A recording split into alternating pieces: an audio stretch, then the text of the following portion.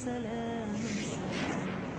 Peaceful, peaceful, peaceful, peace. Peaceful, peaceful, peaceful, peace. I pray for all of us to choose the path that's right. Live in Allah every day of our life.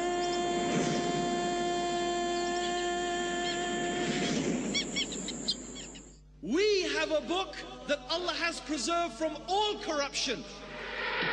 We have the Sunnah, the authenticated hadith of the Prophet sallallahu alaihi wasallam. What excuse therefore do we have when our book is preserved? How about the case of democracy?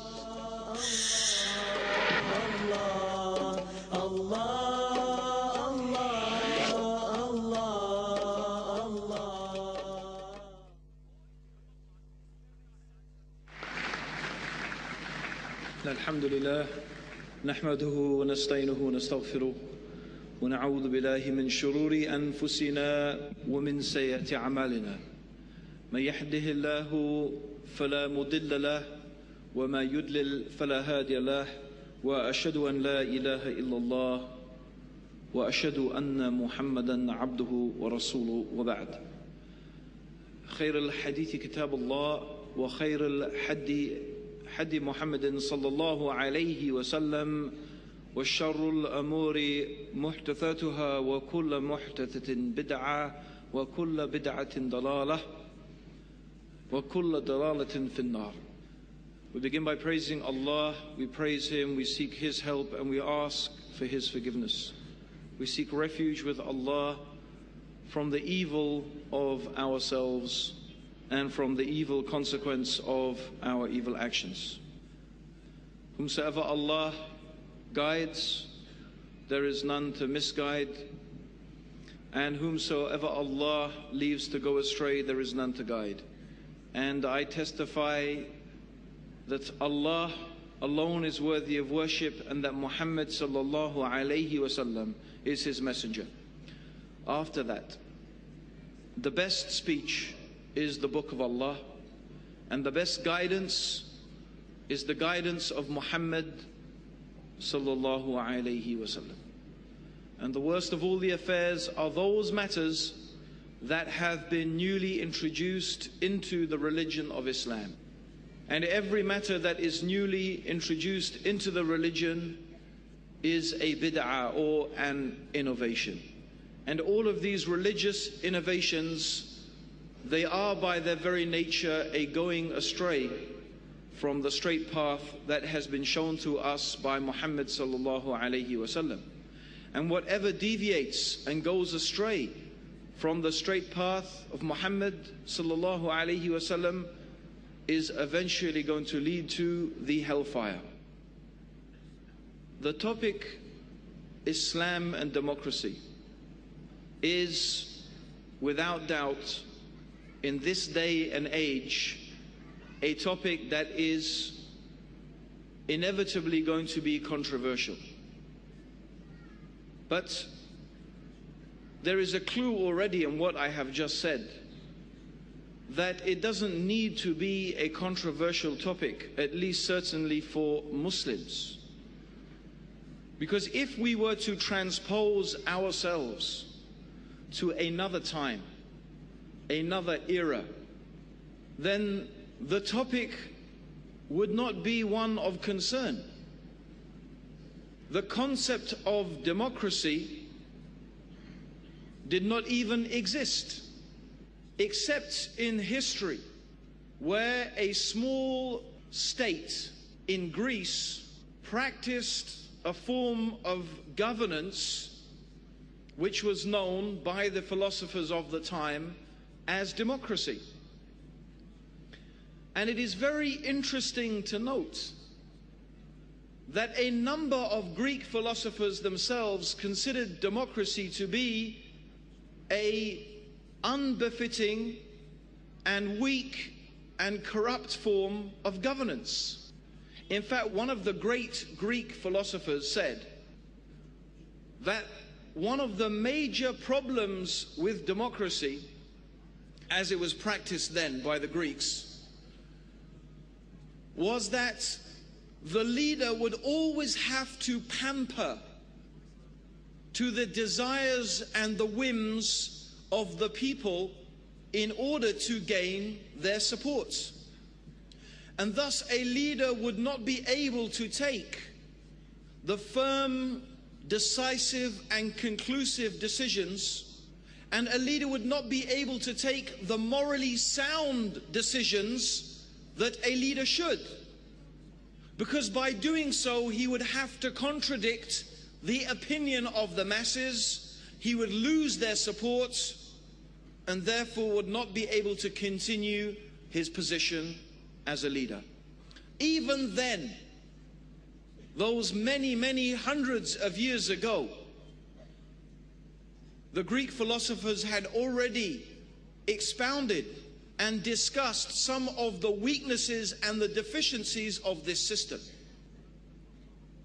And it is only relatively recent history that this idea of democracy has been reinvented and reintroduced, and has been spread mostly by, first of all, Britain, or perhaps, to be fair, perhaps first of all France, and then Britain and America.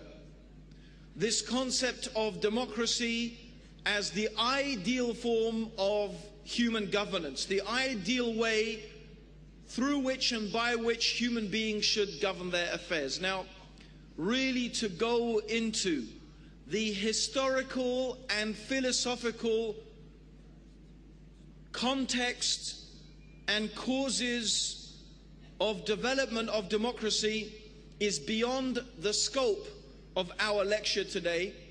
And even if we had time, I myself personally do not have the resources at hand to be able to deliver such a lecture. And also I question the benefits of going too deeply into such issues. Now, I know that there are many voices in the world today that are leveling their criticism towards Islam and what they call Islamic fundamentalism, or the Islamist voice, and reflecting the Nawab's very precious statement and reminder and call for unity amongst Muslims. I would first of all like to add to that: beware of allowing ourselves and allowing the agenda to be set by the non-Muslims for us. I remember after the events of September the 11th and the imminent invasion of Afghanistan, I did a huge number of lecture tours in the United Kingdom, and the theme of my lecture was the Taliban and Afghanistan and Islamic fundamentalism. And there was a huge response from the non-Muslims. I saw numbers of non-Muslims in my talks that I had never seen before. But one of the messages that I wanted to convey to the Muslims, as I found many Muslims would stand up in the question and answer session, and they would speak very strongly against the Muslim fundamentalist. These fundamentalists this, and these fundamentalists that. And I advise those people, as I advise you now, do not let the media and the agenda of those people who do not believe in our religion and who are not part of this precious ummah of Muhammad sallallahu alaihi wasallam, do not let them divide us further. They want to divide us into fundamentalists and moderates and modernists, and the more different groups they can divide us in, And the more they can have us fighting amongst each other and refuting each other, the more happy they will be. Therefore, I don't even like this term, fundamentalist Muslim, Islamist Muslim. Every Muslim must be a fundamentalist in the literal sense of the word, because we all believe fundamentally in Islam. We all believe the Quran is the word of Allah subhanahu wa ta'ala. We all believe that the Quran has remained unchanged and will remain unchanged until Allah subhanahu wa ta'ala lifts up the Quran from this earth. We all believe that Allah has sent with the Quran a messenger whose words were true words, whose example was the best example, whose life was a practical explanation of the Quran, and that this practical explanation exists with us today. And we call it under the generic term, the Sunnah of the Messenger sallallahu alaihi wasallam. We all believe in the Quran, and we all believe in the Sunnah of the Prophet sallallahu alaihi wasallam. And whoever disbelieves in one verse of the Quran, or whoever comes to know of one hadith of the Prophet and they know that this is authentic and they disbelieve in it, they have disbelieved in the whole religion. This is what every Muslim believes. This is the fundamental of our deen.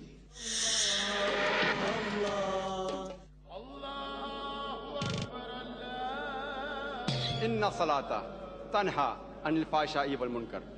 The salah is the most important pillar of Islam after Iman, after faith. Indeed, successful are the believers, those who pray with humility and attentiveness. You have no excuse for missing your salah. If you can't stand, pray while sitting. If you can't sit, pray while lying on your sides. You can even pray with ishara, with just indication. But offering salah is compulsory. There's no excuse for you to miss your salah. Salah, the programming towards righteousness. Dr. Zakir Naik speaks on Salah, the programming towards righteousness, in Truth Exposed. The only religion acceptable in the sight of Almighty God is the religion of peace. Islam is the religion of peace. Islam and Quran talks that force can be used as a last resort only to let peace prevail. Peace, a vision of Islam, is not meant only for the Muslims or the Arabs. It is meant for the whole of humanity. Dr. Zakir Naik speaks on Peace Vision of Islam in Truth Exposed, sequel to the Interfaith Dialogue. This book was printed in an emergency. Said something in a hurry can be excused. Writing a book, black and white proof. If a person doesn't know what is there common in Islam and Hinduism, he should not attempt such things. Misquotes and misconceptions. Do not criticize the idol worshipper. For thousands of years, people have been doing worship in our country. Did I criticize idol worship? It is the Hindu scriptures who criticize, and I'm quoting the scripture. This sequel is mainly to remove the other misconceptions that people may be influenced. Sequel to the Interfaith Dialogue between Dr. Zakir Naik and Sri Sri Ravi Shankar on concept of God in Hinduism and Islam in the light of sacred scriptures in Crossfire. And having introduced this topic of the fundamentals of our deen, the Quran, the Sunnah of the Prophet sallallahu alaihi wasallam, and by extension also that the people who understood this religion the best were the people who lived with and listened to and were taught by the Prophet sallallahu alaihi wasallam, his companions. The companions of the Prophet were the living students of Rasulullah sallallahu alaihi wasallam. When the Prophet prayed, they saw him praying. They saw the Prophet sallallahu alaihi wasallam when he was sitting on his camel, and the revelation came upon the Prophet, and it was heavy, so the Prophet would begin to sweat, and even the camel on which the Prophet sat began to sag and had to sit down from the weight of the revelation. His companions saw that. They lived with the Messenger sallallahu alaihi wasallam. Therefore, it is only logical and rational, and this is confirmed by the Quran. It is confirmed by the verses of the Quran that their understanding is the best understanding. Allah subhanahu wa ta'ala, He mentioned in His book, the meaning of which is, whoever contends with the Messenger and chooses a path other than the path of the believers, then Allah will leave them in the path they have chosen and land them in hell. What an evil refuge. And the Prophet sallallahu alaihi wasallam said, when he gave a khutbah, he gave a sermon, and the companions began, their hearts were moved, and they began to cry, and they began to feel as if the Prophet sallallahu alaihi wasallam was saying goodbye to them, as if it was a farewell sermon. So one of them stood up and said, "O Messenger of Allah, it seems to us as if this is a farewell sermon, so advise us." They were waiting, hoping for some precious piece of advice from the Prophet sallallahu alaihi wasallam, that if he was to leave them at that moment, there would be something they could hang on to. And so these were the words of the Prophet sallallahu alaihi wasallam. He said, I advise you to fear Allah. I advise you to fear Allah and to hear and obey your Amir, even if he is an Abyssinian slave. He said, after me, you will see great differing. You will see great ikhtilaf, great differing. The Prophet is telling his companions that after I have gone, you will see people differing to a great extent. So he said, cling to my sunnah and the sunnah of the Khulafa ar-Rashideen, the rightly guided successors, and bite it with your molar teeth. Bite it. And beware of the newly invented matters in the religion. This was the advice of the Prophet sallallahu alaihi wasallam. He didn't just say cling to my sunnah, but he also mentioned the sunnah of the Khulafa ar-Rashideen, the rightly guided successors, which means, of course, first and foremost, Abu Bakr as-Siddiq, and then Umar ibn al-Khattab, and Uthman ibn Affan, and Ali ibn Talib. These first and foremost are the Khulafa ar-Rashideen. And of course, the house of the Prophet sallallahu alaihi wasallam, which includes his wife Aisha and Fatima and whoever else the Prophet sallallahu alaihi wasallam included as his house. And then the righteous companions and the people of knowledge, people like Abdullah ibn Abbas, Abdullah ibn Mas'ud, Abu Hurairah, and many, many other of the companions. These are the ones the Prophet told us to hang on to their example. When we see differing, we must always refer it back to Allah and His Messenger. Not our whims, not our opinions, not our desires, not our intellect, but before anything we refer always, when we have a disagreement about anything, we must refer it back to Allah and His Messenger. So the very essence of Islam, the very essence of what Islam means, istislam, to submit, to surrender to the will of Allah, obedience to Allah and His commands. This is the very essence of what Islam means. That is why the saying of the believers is always, Sami'na wa ata'na. We hear and we obey. We hear and we obey. So this is Islam. Submission to Allah, to the commands of Allah.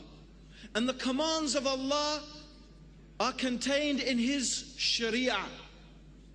The laws, the commands and the prohibitions that Allah has given us, whether they are the commands to pray and how to pray, to give charity and how to give charity, to fast and how to fast, to make pilgrimage and how to make pilgrimage, or the beliefs that we should hold about Allah and the angels and the messengers and the books and the divine decree and the life after death, or the laws by which we should live, what is halal and what is haram.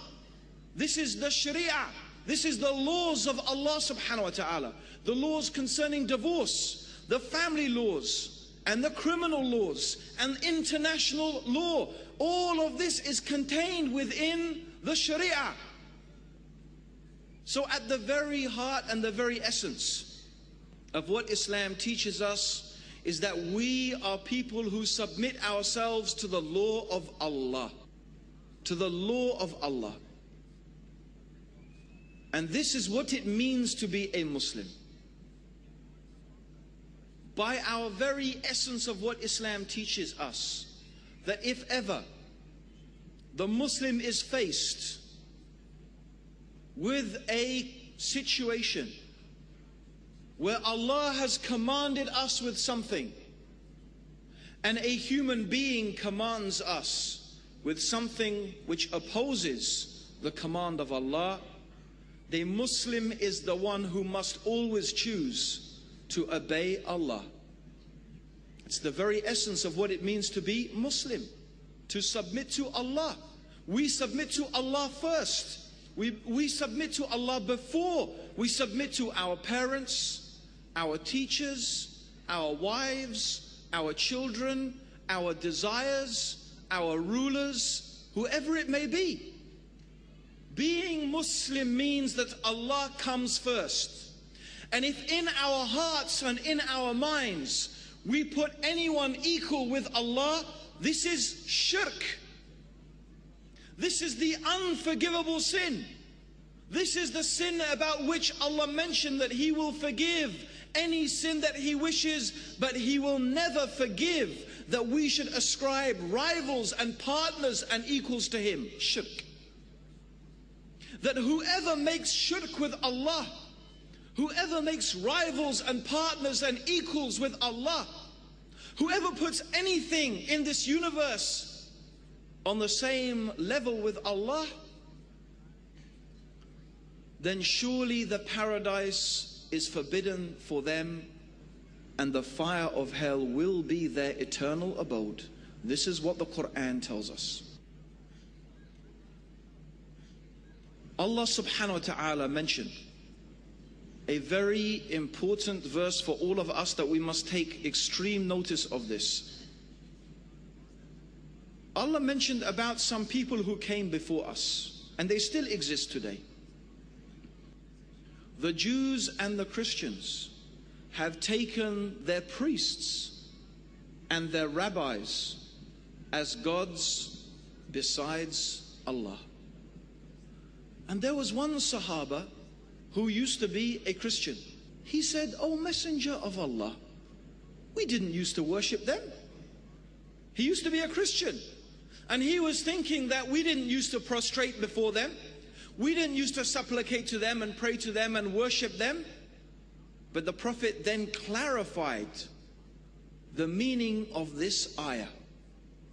And the Prophet sallallahu alaihi wasallam said, "Didn't they make halal for you what Allah made haram and you accepted it? And didn't they make haram for you what Allah made halal and you accepted it?" Again, didn't they make lawful for you the things that Allah made unlawful? And didn't they make unlawful for you the things that Allah made lawful? He said, "Yes, we used to do that." And the Prophet sallallahu alaihi wasallam said, "That was your worship of them. That was your worship of them. Therefore, surely, without doubt, whoever accepts any human being to be a legislator along with Allah subhanahu wa ta'ala, and accepts that they have the right to legislate along with Allah subhanahu wa ta'ala, then they have taken them as a partner with Allah. Whoever believes that any imam, any mufti, any maulana, any sheikh, or any human being has the right to make haram what Allah made halal, or to make halal what Allah made haram, they have done exactly what the Jews and Christians did. You have taken them as a God and you made them equal with Allah, and you worship them as an idol along with Allah. And I say to you, my brothers and sisters, what Abu Hanifa said to his followers, and what Imam Shafi said to his followers, and what Imam Malik said to his students, and what Ahmed ibn Hanbal said to his students, all of these great imams, they said, do not blindly follow me. Take from where I took, the book and the sunnah. If you find that Allah and His Messenger, if you find a hadith or an ayah that contradicts what I say, leave what I say and follow the teachings of Allah. What kind of importance does Islam give to the concept of justice? The protection of human rights. That Allah subhanahu wa ta'ala does not consider us by the color of our skin or our social status or any of that. Rather, Allah judges us according to our deeds and according to our actions. That is justice. That no one is worthy of worship but Allah. And the angels bear witness. And those who possess knowledge, they bear witness that Allah stands firmly for justice. When you pay, your mahar is credit. If you don't pay her, your relationship is considered as zina. That is her right, hakul tamlik. You cannot take away their right until they allow you to do so. Islam is a beautiful religion. It teaches you from the basic human rights. I pray for our world. I pray for every child.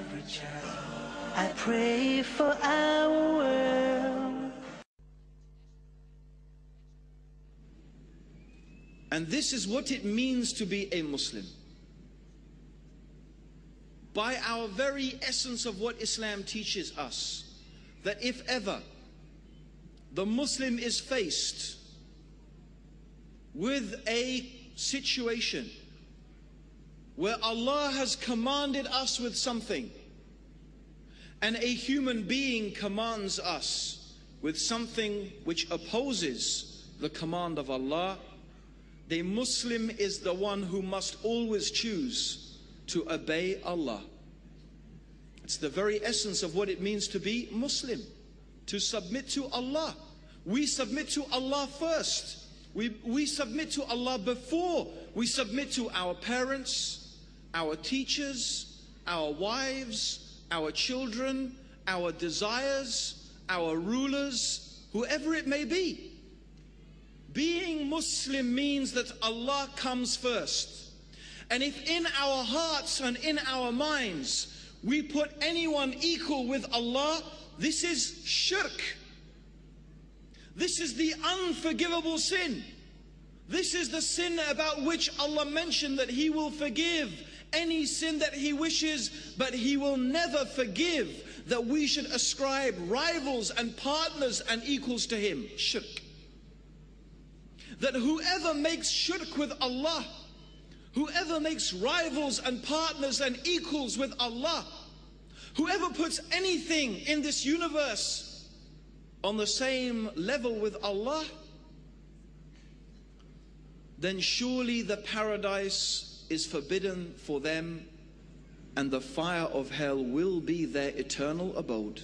This is what the Quran tells us. Allah subhanahu wa ta'ala mentioned a very important verse for all of us that we must take extreme notice of this. Allah mentioned about some people who came before us, and they still exist today. the Jews and the Christians have taken their priests and their rabbis as gods besides Allah. And there was one Sahaba who used to be a Christian. He said, "O Messenger of Allah, we didn't used to worship them." He used to be a Christian, and he was thinking that we didn't used to prostrate before them. We didn't used to supplicate to them and pray to them and worship them. But the Prophet then clarified the meaning of this ayah. And the Prophet sallallahu alaihi wasallam said, "Didn't they make halal for you what Allah made haram and you accepted it? And didn't they make haram for you what Allah made halal and you accepted it?" Again, didn't they make lawful for you the things that Allah made unlawful? And didn't they make unlawful for you the things that Allah made lawful? He said, "Yes, we used to do that." And the Prophet sallallahu alaihi wasallam said, "That was your worship of them. That was your worship of them. Therefore, surely, without doubt, whoever accepts any human being to be a legislator along with Allah subhanahu wa ta'ala and accepts that they have the right to legislate along with Allah subhanahu wa ta'ala, then they have taken them as a partner with Allah. Whoever believes that any imam, any mufti, any maulana, any sheikh, or any human being has the right to make haram what Allah made halal, or to make halal what Allah made haram, they have done exactly what the Jews and Christians did. You have taken them as a god and you made them equal with Allah, and you worship them as an idol along with Allah.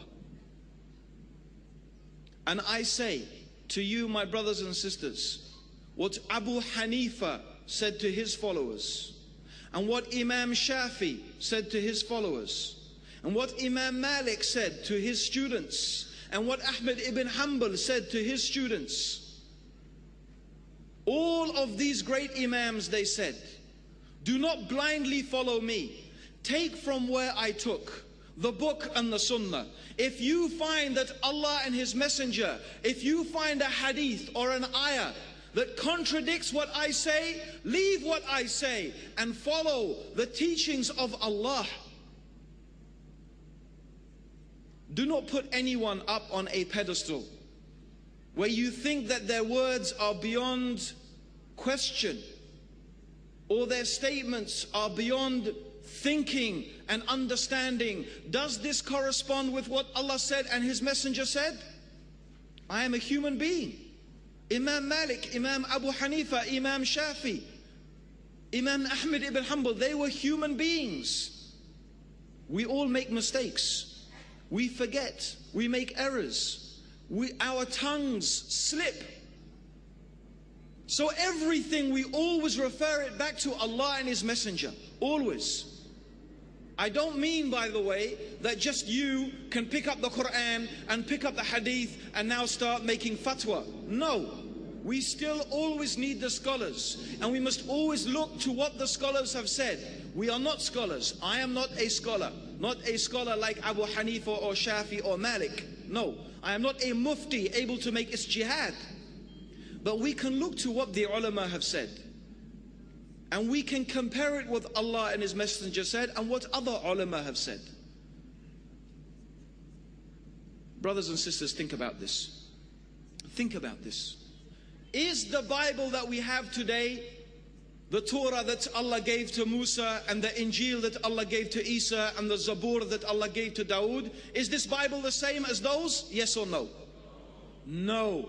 Alhamdulillah. Alhamdulillah.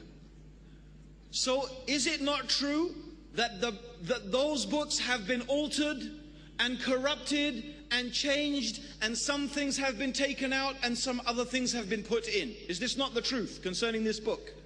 Yes.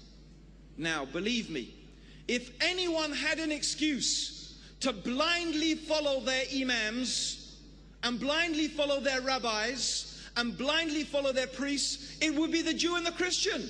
They say, look, our book has been changed and corrupted. How can we understand even a book that has been corrupted? So we will follow our rabbis and our priests because our book is not even reliable. Now, if anyone had an excuse, they would have an excuse. But did Allah give them an excuse? No. Allah said they took their priests and their rabbis as gods besides Allah. As the Prophet explained, they made halal what Allah made haram. We have a book that Allah has preserved from all corruption. We have the Sunnah, the authenticated hadith of the Prophet sallallahu alaihi wasallam. What excuse, therefore, do we have when our book is preserved? Subhanallah. Then how about the case of democracy? How about the case of democracy? Of course, the controversial issue is this: what is democracy? What actually is democracy? That's a good question. You see, no one is actually really ready to define democracy. All they will tell us is democracy is good, democracy is right. What is democracy? Well, there's lots of different versions of democracy. They don't really want to define it because they know that every definition they give does not actually realistically describe the system of government that they call democracy that they are practicing. Abraham Lincoln described democracy as the government of the people, for the people, by the people. This is one famous definition of democracy. In fact, the actual word democracy itself means in the original Greek, rule of the people. That's what it means. If we take the concept of democracy in its absolutely pure sense, its literal meaning, the rule of the people for the people by the people, and that's all we're doing right now. We don't pretend to get any more sophisticated. Let's just take that meaning and examine that meaning, because at least that's one we can start with. Then is this something compatible with Islam? How the media is playing games. 50-year-old Muslim Arab marries a 16-year-old girl. But when a 50-year-old non-Muslim rapes a 6-year-old girl, it comes in news briefs. Today, the fastest growing religion in the world is Islam. The fastest growing religion in America is Islam. The fastest growing religion in Europe is Islam. Watch Dr. Zakir Naik. Before the Americans came to Iraq, there was no suicide bombing. After the Americans came, then suicide bombing. People worry that one day nuclear weaponry will fall in the hands of the Arabs. They fail to realize that the Islamic bomb has already been dropped. It fell the day Prophet Muhammad, peace be upon him, was born. Islam is destined to supersede all. This religion of peace, this religion of haqq, will supersede all the other ways of life. And enough is Allah as a witness. Media and Islam, war or peace? Why things closer to eye are so invisible to us? We have been gifted with a treasure, the glorious Quran. But we live in our darkness of ignorance and suffer, struggle, strive. Understanding what Prophet Muhammad, peace be upon him, has said, how his companions lived, will lead us to the path of peace and light. Wherever we are, anywhere in the world, our problems are the same, and so is the solution. We have different forms, but the spirit is one. Let us invoke the spirit within, the spirit of Islam. Living the faith. Watch Athar Khan and others in The Spirit of Islam tonight at 6 p.m. UK and 7 p.m. Europe on Peace TV. We don't have records that 9/11 was done by Muslims. It is just a hypothesis. Muslims are being targeted. They're called as terrorists. Directly and indirectly, they're the politicians. For the vote bank, for the power, for the money. The thousands of innocent people that have been killed in Afghanistan goes to Iraq. More people are being robbed, more people are being raped. The main purpose is what? Oil. It's an open secret. They have Buddhist terrorists, they have Hindu terrorists, they have Sikh terrorists, they have Jewish terrorists, we have Christian terrorists. Terrorism is not the monopoly of any religion. It is not.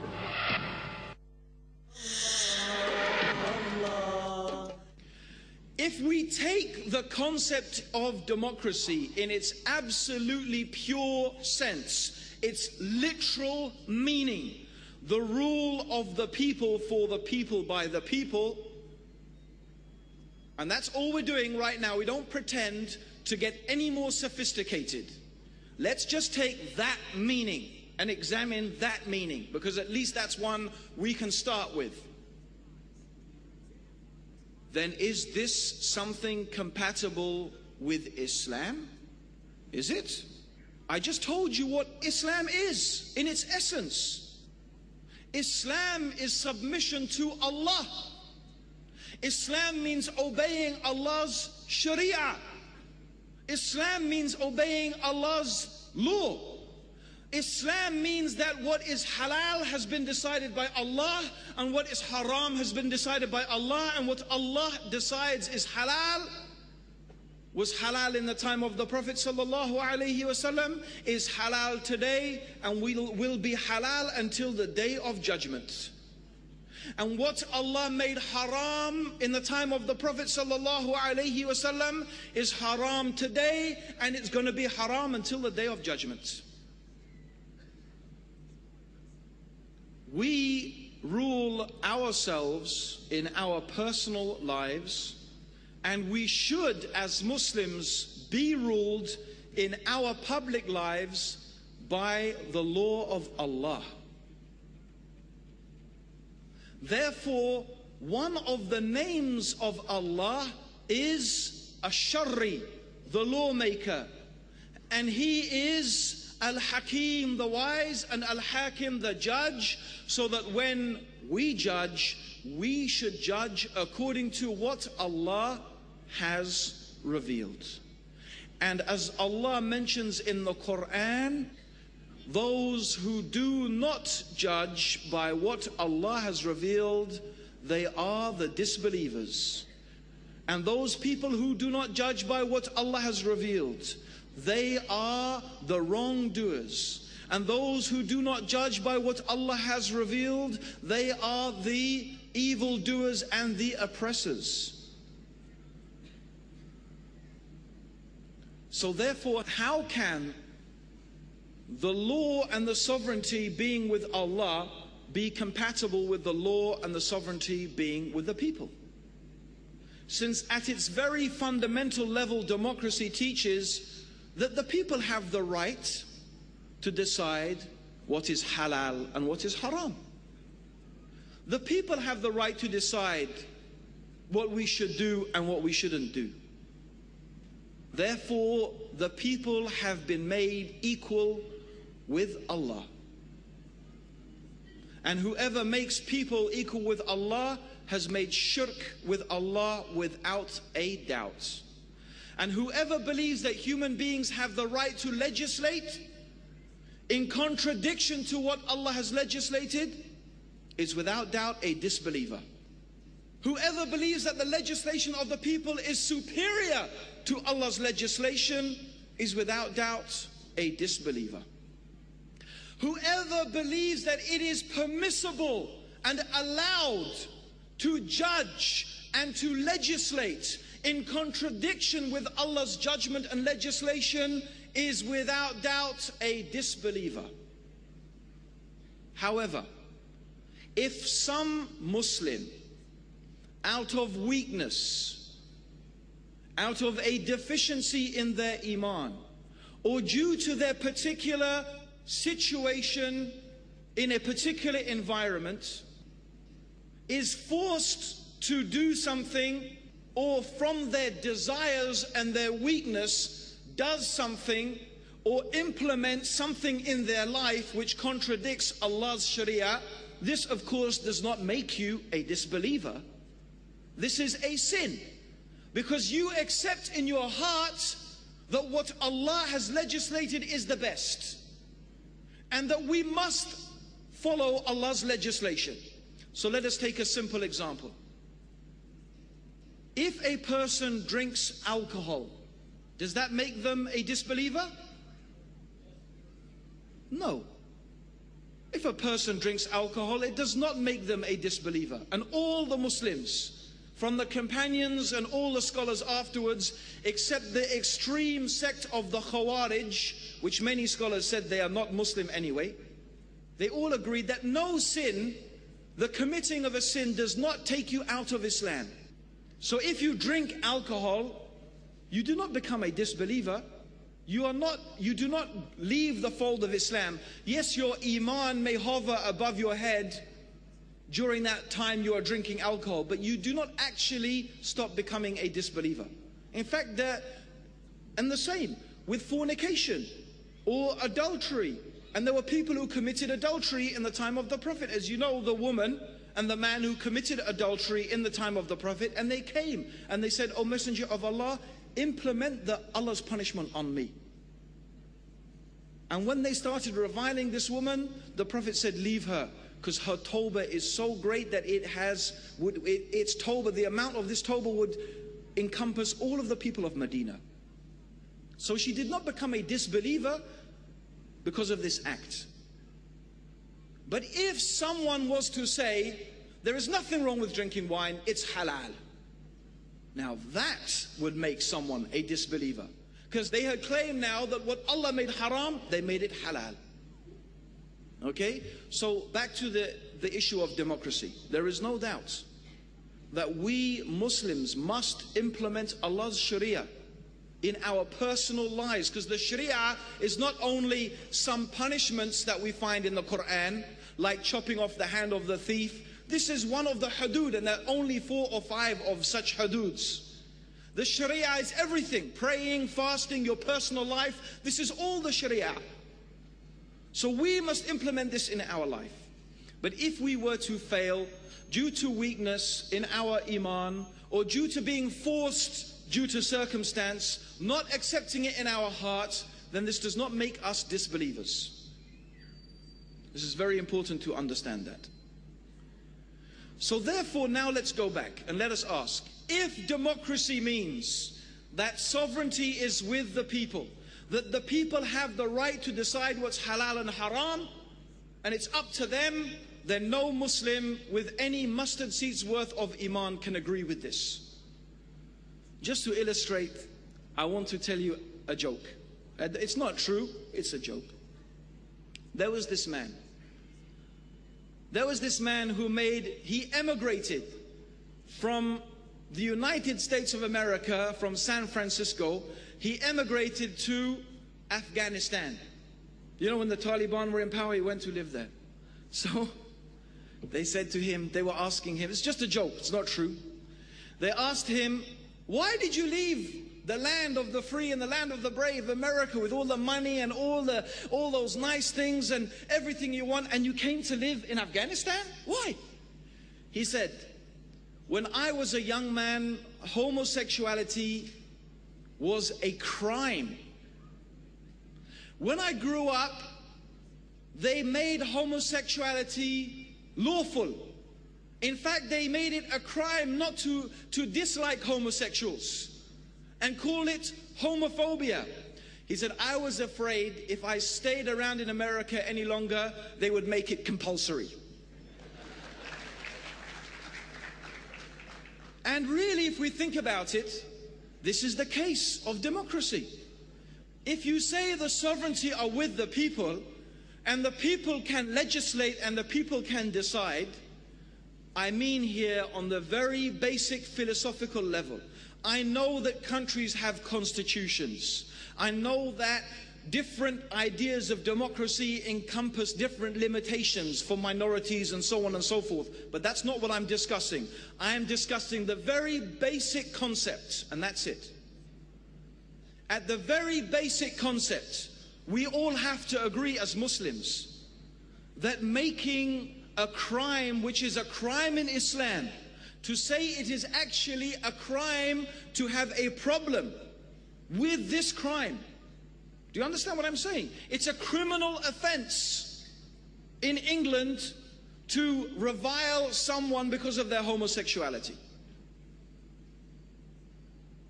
So now it has been made a crime to hate the crime. Can we accept this as Muslims? Can we say that Islam is compatible with this? Does any person in this room think that this type of ideology is compatible with what Allah has revealed? I hope not. If he's Muslim, and even if he's not Muslim, logic would say, no, I can see how your religion and this ideology are not compatible. So on the very basic philosophical level, we have to say, Islam is not compatible with democracy. If we mean by democracy that people have the right to legislate and people have sovereignty. But of course, democracy doesn't necessarily mean that. People have many different ideas of democracy. People have many different concepts of what democracy constitutes. But it is not my task tonight, in order to discuss all of those different possibilities and all of those different aspects and how we could possibly reconcile Islam with democracy. I don't think we need to do that, because I believe Islam has already fundamentally laid for us a good system, a good method of governance. And that good system and that good method of governance was shown to us, first of all, by Rasulullah sallallahu alayhi wasallam. In fact, if we go back and we look to the life of the Prophet sallallahu alayhi wasallam, what do we find? We find that in many aspects, the way that the Prophet sallallahu alayhi wasallam dealt with people was more fair and more just and more equitable than any democratic society that exists in the world today. We have a system called shura, which is consultation. And the Prophet sallallahu alayhi wasallam always used to consult his companions about any matter that was concerning their public affair. Or he would consult certain members of his companions who were more expert in certain areas. So not everybody would be consulted about every single thing, because not everybody is knowledgeable about every single thing. Shackles of life. Two types of shackles. First is other people imposed on us, and second, we impose on ourselves. Muhammad sallallahu alaihi wasallam is a liberator. He came to liberate the human beings. He relieves them of their burden and he liberates them of their shackles.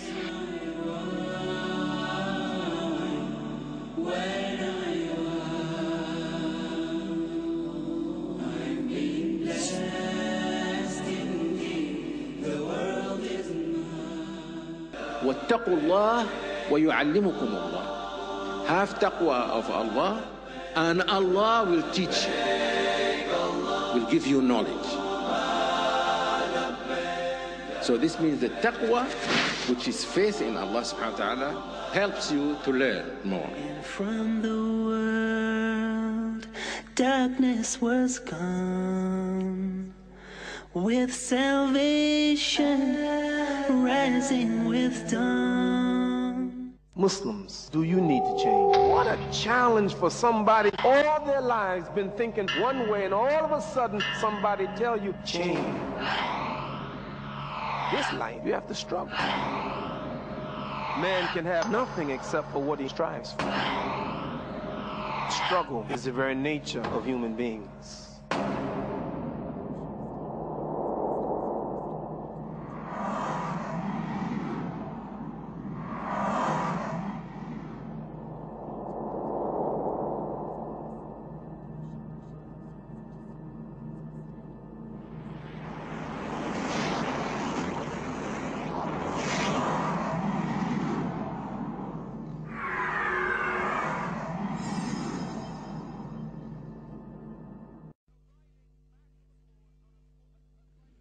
Just to illustrate, I want to tell you a joke. It's not true, it's a joke. There was this man. There was this man he emigrated from the United States of America, from San Francisco. He emigrated to Afghanistan. You know, when the Taliban were in power, he went to live there. So they said to him, they were asking him, it's just a joke, it's not true. They asked him, why did you leave the land of the free and the land of the brave, America, with all the money and all those nice things and everything you want, and you came to live in Afghanistan? Why? He said, when I was a young man, homosexuality was a crime.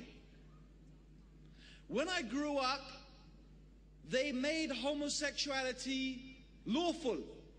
In fact, they made it a crime not to dislike homosexuals and call it homophobia. He said, I was afraid if I stayed around in America any longer, they would make it compulsory. And really, if we think about it, this is the case of democracy. If you say the sovereignty are with the people, and the people can legislate and the people can decide, I mean here on the very basic philosophical level. I know that countries have constitutions. I know that different ideas of democracy encompass different limitations for minorities and so on and so forth. But that's not what I'm discussing. I am discussing the very basic concept, and that's it. At the very basic concept, we all have to agree as Muslims that making a crime which is a crime in Islam, to say it is actually a crime to have a problem with this crime. Do you understand what I'm saying? It's a criminal offense in England to revile someone because of their homosexuality. So now it has been made a crime to hate the crime. Can we accept this as Muslims? Can we say that Islam is compatible with this? Does any person in this room think that this type of ideology is compatible with what Allah has revealed? I hope not. If he's Muslim, and even if he's not Muslim, logic would say, no, I can see how your religion and this ideology are not compatible. So on the very basic philosophical level, we have to say, Islam is not compatible with democracy. If we mean by democracy that people have the right to legislate and people have sovereignty. But of course, democracy doesn't necessarily mean that. People have many different ideas of democracy. People have many different concepts of what democracy constitutes. But it is not my task tonight, in order to discuss all of those different possibilities and all of those different aspects and how we could possibly reconcile Islam with democracy. I don't think we need to do that, because I believe Islam has already fundamentally laid for us a good system, a good method of governance. And that good system and that good method of governance was shown to us, first of all, by Rasulullah sallallahu alayhi wasallam. In fact, if we go back and we look to the life of the Prophet sallallahu alayhi wasallam, what do we find? We find that in many aspects, the way that the Prophet sallallahu alayhi wasallam dealt with people was more fair and more just and more equitable than any democratic society that exists in the world today. We have a system called shura, which is consultation. And the Prophet sallallahu alaihi wasallam always used to consult his companions about any matter that was concerning their public affair. Or he would consult certain members of his companions who were more experts in certain areas. So not everybody would be consulted about every single thing. because not everybody is knowledgeable about every single thing. And in fact, this is common sense. I don't know about here in India, but in England, the government does not consult every single individual when it wants to look into some detailed scientific matter that is only understood by a few individuals. What do? They gather those individuals together and they question them about this matter, and then they say, we have consulted the experts and the experts tell us this, and now that becomes our policy. That makes sense. So we had this type of consultative, interactive process that was given to us by the Prophet Muhammad sallallahu alaihi wasallam, and that operated on all different levels of society. This is the way which the Muslims should conduct themselves, with justice, with understanding, with compassion. We should love for our brother what we love for ourselves. All of this means that we need to consult and discuss and share our knowledge amongst each other. But I don't like to call this democracy. I like to call it Islam. Why do we need to say Islam is democratic? For what reason? Because that's the time we're in. We feel we need to adjust our religion to fit this predominant culture and this predominant philosophy that seems to be dominating the world at the moment. But I don't think we need to do that. In fact, I really don't like it at all. I don't like it at all. And I often give an example like this. It might shock you what I'm going to say, but I hope you will think about what I'm going to say.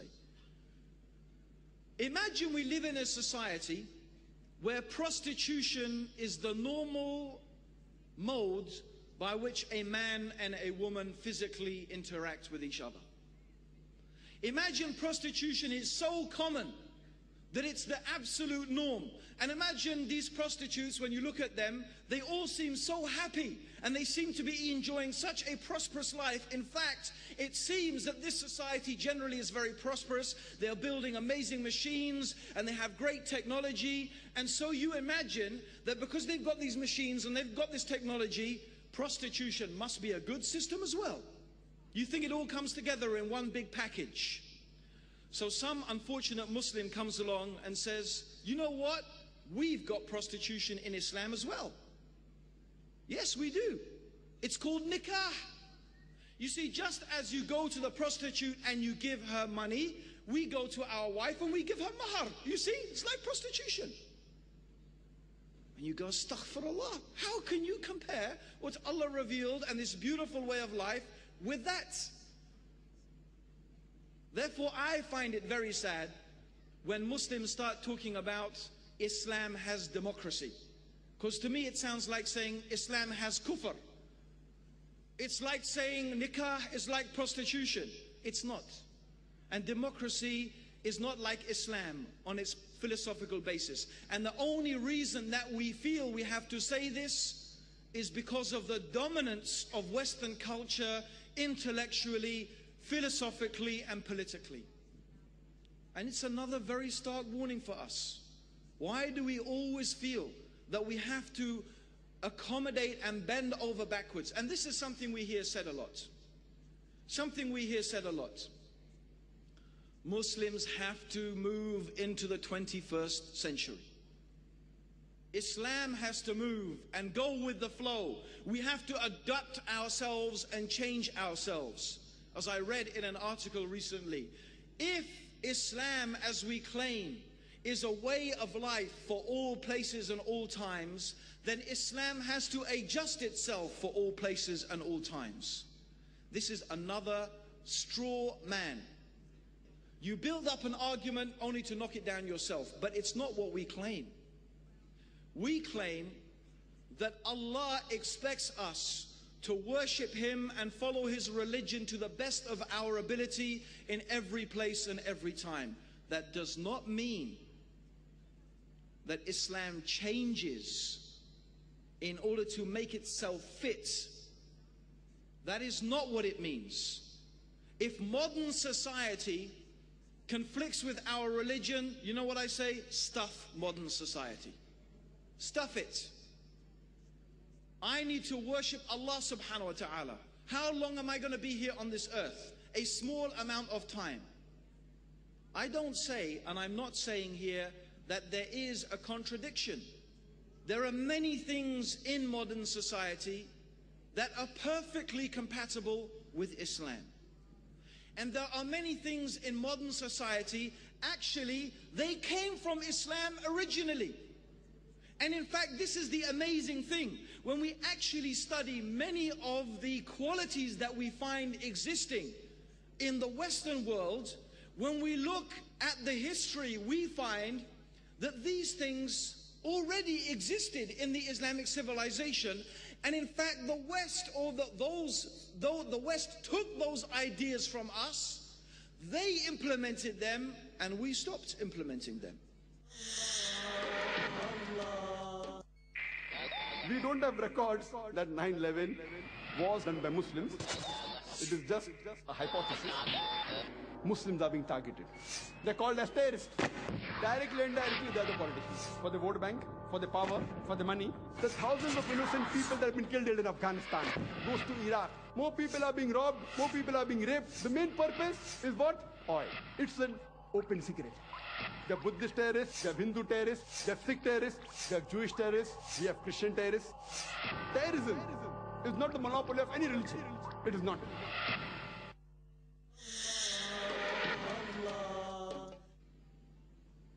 We can take many examples. If you read the writings, for example, of Western observers of Islam who were writing 150 years ago, they were praising how Islam did away with racism, how Islam was a religion that accommodated all races and all peoples. Now we find who is the one leading and stepping forward in eliminating racism. It is America, it is Britain, it is these countries. In their own countries, they are making big efforts to eliminate racism. It's not something they invented. We had that in our religion for for so many hundreds of years. But unfortunately, that is one thing that the Muslims, that we had, and we've lost it. There are many things that we had if we look in our religion. The idea that it doesn't matter what background you are from. You could be the son of a dustbin cleaner, a farm worker, and you could be a scholar, you could be a doctor, you could be an engineer, you could do any career. If we look in history and we search, where does this concept come from? If we look in the West, we find that the West had something very similar to the caste system. They had the feudal system. The feudal system meant that if you were born a peasant, the peasants were called serfs. If you were born a peasant, born a serf, you were a virtual slave to your lord, who was the landowner. You were a virtual slave. You stayed a serf. You were born a serf and you stayed a serf. You were born a merchant, you stayed a merchant. You were born a knight, knighthood stayed in your family. You were born a baron, that stayed in your family. So all of these things were set in concrete. A serf could not become a knight. It couldn't happen. Nor did a knight become a tradesman. Which civilization in the world do we find did not recognize such distinctions? Allowed freedom of movement between people and professions? Islam. This came from Islam. Which civilization, if we look, had a system of justice where it didn't matter what part of society you were from? You could be the leader, you could be a nobleman, you could be from whatever section of society, but the qari or the judge could bring you in front of him and make a judgment from you, and it didn't matter. This was Islam. We have so many famous stories and so many famous incidents from the life of the companions. And in fact, we can find so many true accounts of the justice of the Muslims. It didn't matter who you were or from what part of society you were. You were all under the same law. This is an idea that they have in the West. And I remember a friend of mine recently, he gave me, not quite, actually quite a long time ago, he phoned me up, and Dick Cheney, who is one of the most important people in America, very close to the president, maybe he's even the vice president, I'm not quite sure. You may know that he was recently taken to court for corruption. So my friend phoned me up, he said, have you heard the news? You see these Americans? That Dick Cheney, he's now in court for corruption. And this brother, he's a friend of mine, he's from Dubai. I said, yes. Isn't that amazing? I wonder, my brother, do you have anything like that in Dubai, where one of your princes or one of your leaders committed an act of corruption and he would stand in front of the court like that? Then he got embarrassed. Then he got embarrassed and he didn't say anything. You see, brothers and sisters, if you really want to know why, if you really want to know why and you want to see why, Allah has given these people power in the land, and the power has gone from us, is because these are the principles they live by. They may have many bad qualities, but still by and large, although I think it is changing, but still by and large they have this concept of justice. And justice for all. But look at us, look at the Muslims, look at our lands, look at the way we treat each other. We can't even talk about each other, we can't even criticize each other in a just way. We find this one from this group is criticizing that one from that group. Even though there is a man in his own group or his own sect who is doing something worse, but he doesn't criticize him. Just because he's in another group, he'll criticize him. Oh, you see him? He's doing this and doing that. But the one in his own group, he turns a blind eye. Is this justice? Is this justice? Or even he will lie against this person, or slander this person, or invent stories about this person. Is this justice? We can't even deal with justice amongst each other. And these are the so-called Islamic groups. How about the ordinary people? And we wonder why we are in such a state. If these are the things that we mean by democracy, that's not democracy. That's Islam. And that's what our religion taught us 1,400 years ago. These things are our inheritance, which we have to claim. And if we look at the kuffar, and we can benefit, and we can see what they are doing, and the way they are doing it, and we feel that this is something that we can benefit from, then alhamdulillah, there is no problem with that. But we don't, and we should never feel that we have to compromise our religion. We should never feel that we have to give up our deen. We should never feel that we have to change our whole religion in order to accommodate some ideology that, to tell you the truth, brothers and sisters, to tell you the real truth, democracy is falling apart. In many, many countries, you will find that democracy is failing.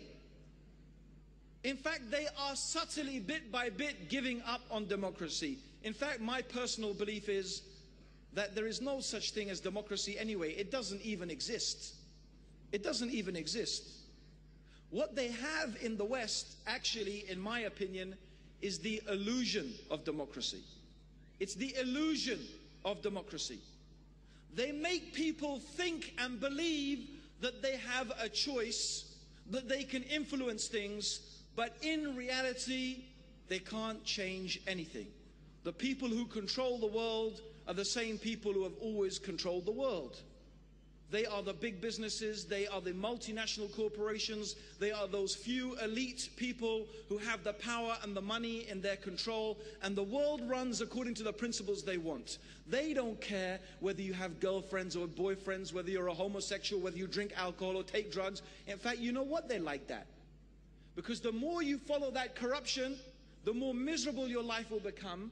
And the more miserable your life becomes, the more you need to fill your life with fashion, with film, with drink, with music, and with all the consumer things that they want you to say, look, buy this, buy that, have this, have that. That's the way to be happy. Miserable people consume. So actually it's for their benefit to create a society like that. So they imagine. So I'm not really sure anyway, that the so-called democracies even have democracy. And one of the things that highlights that for me is that in England recently, not only in England, but in Italy and all over Europe, they had massive demonstrations against the war in Iraq. In England, we had 2.5 million people gather together to protest this war. In Italy, it was 5 or 6 million. This is the biggest demonstrations there have ever been in history in Europe that we know about. They found through polls that the majority, and in some cases the large majority of the population, opposed this action. But they still went ahead and fought the war. What happened to the rule of the people, for the people, by the people? What happened to the people deciding what we should do and what we shouldn't do? And so we find in many countries that is the case. We find in many countries that is the case. I don't know much about Indian politics, but I suspect that a very small minority actually decides what happens in this country. In America, George Bush was not even democratically elected. He was appointed by the Supreme Court. In fact, he was in the process of losing the election. He was in the process of losing it, and they stopped the count, as it's very famous, what happened in Florida. And in fact, they manipulated the vote so that George Bush should win. What sort of democracy is this? So this is what we really find. That the famous saying goes, democracy is hypocrisy.